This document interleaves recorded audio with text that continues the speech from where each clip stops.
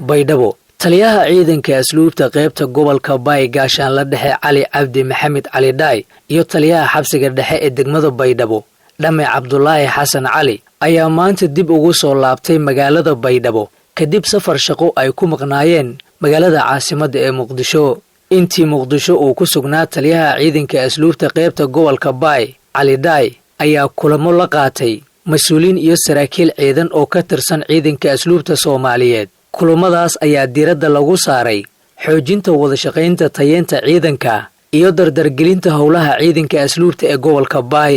safarka taliyaha ayaa sidoo kale waxaa la xiriiray sidii loo xoojin lahaa xiriirka u dhaxeeya taliska ciidanka asluubta ee gobolka Baay iyo hay'adaha heer federaal, gaar ahaan arrimaha maamulka, tababarka iyo tayeenta ciidanka iyo horumarinta adeegyada xabsiga dhexe ee degmada Baydhabo.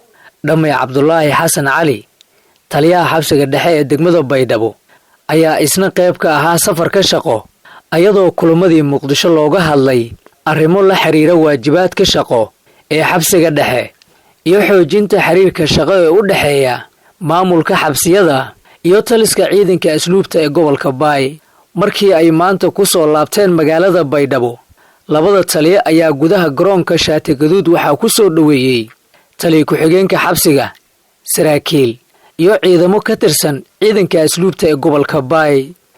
soo laabashada taliyaha gobolka Baay ayaa ku soo aadaysa xilli taliska ciidanka asluubta ee gobolka uu wado dadaalo lagu xoojinayo laguna horumarinayo nidaamka shaqo, tayeenta ciidanka iyo sare u qaadista adeegyada xabsiga dhexe ee degmada Baydhabo.